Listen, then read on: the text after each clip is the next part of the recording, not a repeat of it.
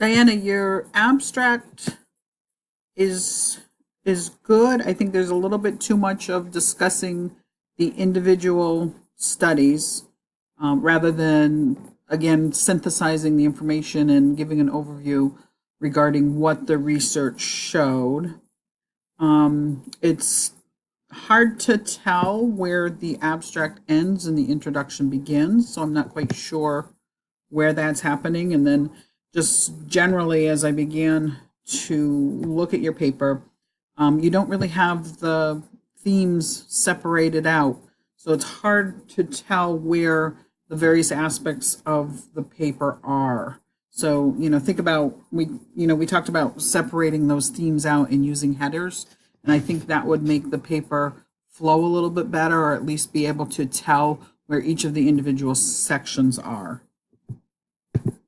In this section, you're talking a lot about what the objectives of the study were and where the time and place of the intervention were and the differences. It again reads kind of like individual reporting on individual studies versus a synthesis of the information. Also, is all of this relevant to answering your question? Something that I've talked about with you in the past.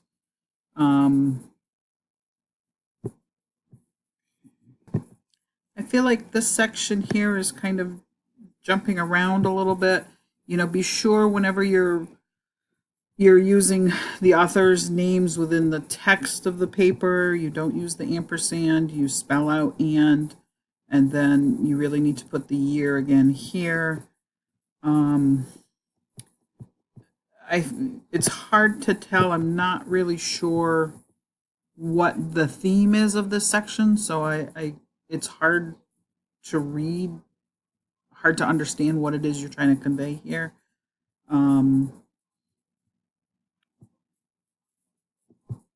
Again, it looks like here you're switching to a different theme, maybe other than, so I'm guessing the first one was methadone therapy, or gabapentin in addition to methadone therapy was the theme. I'm not quite sure. I know we talked about, I think, methadone plus and then other medication as themes, but it's difficult to tell where one starts and another one finishes. This looks like a new theme here. Other intervention approaches besides medication-based opioid addiction treatment. Family support and peers, okay. This section is good. This is more of a synthesis. You're comparing and contrasting two different articles and the similarities in the social network between the two of them. That's a good synthesis. This is a good synthesis paragraph. I think this sentence here is not really necessary. You're not really, one of the themes that you have isn't necessarily that all of the research focused on intervention, because your question is an efficacy of intervention question. So all of the research should focus on specific intervention and engagement in some sort of treatment. That's what you're setting out to answer in the question that you selected. So that should go without saying in terms of what the research would have, or at least what the research would focus on. Sorry, I'm like reading as I'm talking. Just thought this would be a little bit easier than typing out some of the comments, and that way I get to talk to you too. Pay attention to your APA here. This is good, Beck et al. D'Onofrio should go over here. You want to put these in alphabetical order, and Garrido Fernandez should be last. You don't put an ampersand in between. These should be semicolons, and this should be a semicolon between each of the studies, but you don't put an and to separate the different studies. It seems like this paragraph would have been more effective and more useful earlier in the paper, because you're really talking about different types of intervention available, and that's what the whole paper is about.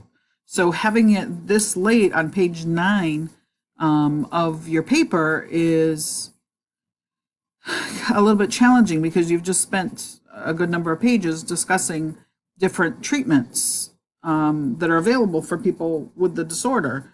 And it seems like this is a reiteration of what you already said, but this would have been a good paragraph to really set the stage for your paper, and really set up what you were going to talk about in the rest of the paper. You're talking about the different medications, talking about the different social network approach, the psychotherapeutic approach. So, that would have been more user friendly earlier in the paper. This again is something you've already alluded to this, so it might be better to reorganize the paper so you have all of the same information together. This part of it here is a little bit of not scientific writing. You're kind of focusing on, you're inserting your opinion here, which takes away the credibility of presenting on in a scientific paper. So be careful injecting some of that in here. Here you should just be stating the facts and not adding your opinion on anything. So maybe just would be better to leave that paragraph out. Here you're not necessarily discussing what an occupational therapist would do, but rather how does this research relate to occupational therapy? So the fact that we might be working with people with an opioid addiction is, where it might be relevant versus what exactly are generalizations about what an occupational therapist would do with someone with an opioid addiction. You don't have to go into that because that, again, is not necessarily scientific. I don't really see anything in here related to the strengths and limitations of the research, which was a required part of this assignment. I will scroll through it again, but I didn't see anything related to that. Diana, there's no real conclusion here. I don't know. You haven't discussed really what the state of the research is. So you've reported a lot on individual studies, but I'm not seeing any strong conclusion statement is related to this. What is the state of the research regarding your question? What is the answer to your question? So I don't see anything related to, I don't see a summary in the conclusion. I don't see a statement regarding the need for further research. And again, like I said, I don't see the strengths and limitations in here. Scroll down.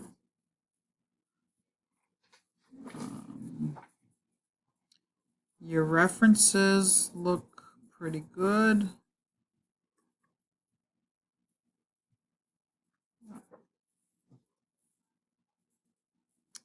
Yeah, they look good.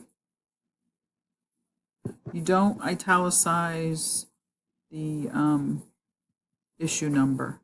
So the volume number is italicized, the issue number is not. So this parentheses and the number in it should not be italicized.